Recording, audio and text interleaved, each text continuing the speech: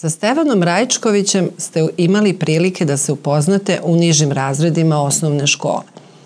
Sada ćemo čitati jednu pesmu, ali pre toga ja bih htela da vam preporučim da pročitate jednu od pripovedaka koju vi izaberete iz zbirke koja se zove Veliko dvorište. To se više ne obrađuje u osnovnoj školi, ali mislim da će vam se dopasti. Isto tako postoji još jedna njegova zanimljiva knjiga, to je Gurije i neobično je, to je roman koji je napisan u stihovima. Možda ćete se prvi put susresti sa romanom u stihovima. Stevan Rajčković je inače pisao je pesme za decu i za odrasle i postoji jedna prelepa pesma u 7. razredu, ćete je obrađivati, zove se Nebo. Nju obavezno naučite napamet.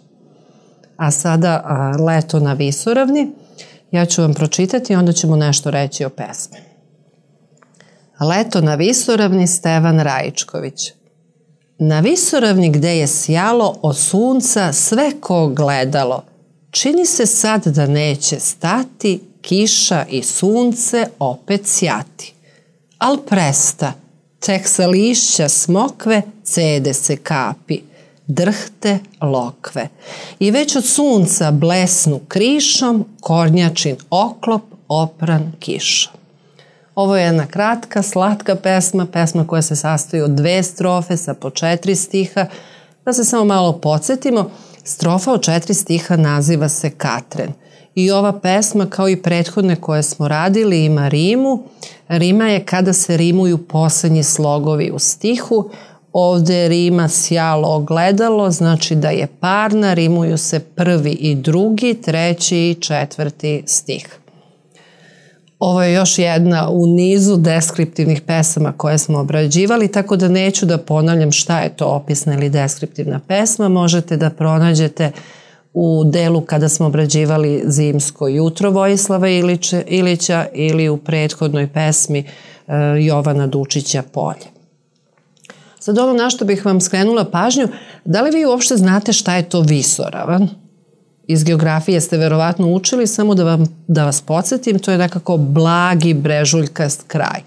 A zašto to govorim? Pa vidjet ćete na kraju, zato što to povezujem sa kornjačom, jednim motivom koji se ovde na kraju javlja. Pesmu inače uvek tumačite onako kako vi osjećate i ne znači da je bilo koje tumačenje ispravno, niti ovo koje vam ja sad kažem da je to tako. Znači, vi ćete pesmu tumačiti onako kako je vi osjećate i imate pravo da iznesete svoje mišljenje.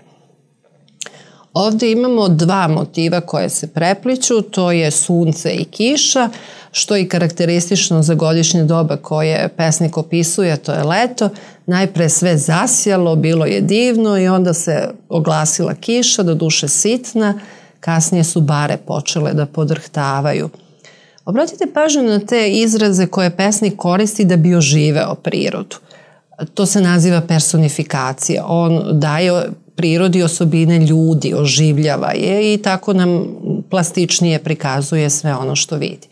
Znači ovdje su 2 glavna motiva, to su kiša i sunce koje se prepliću i sad dolazimo do ovog kornjačinog oklopa koji je opran kišom i koji sam ja shvatila kao jednu metaforu. Metafora je preneseno značenje upravo za tu visoravan.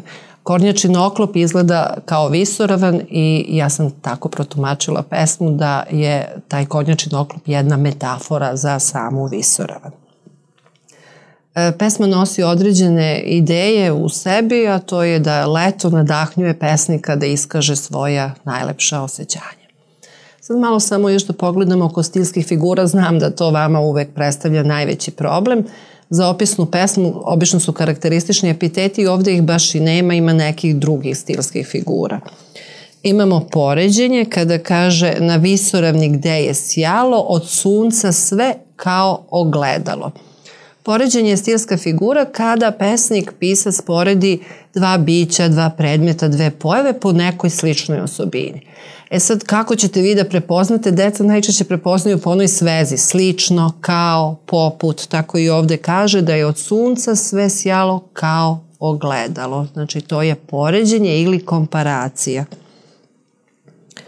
Zatim imamo personifikaciju, to je ovo drhte lokve, što sam vam već rekla, i metaforu kornjačin oklop koji predstavlja visoravan.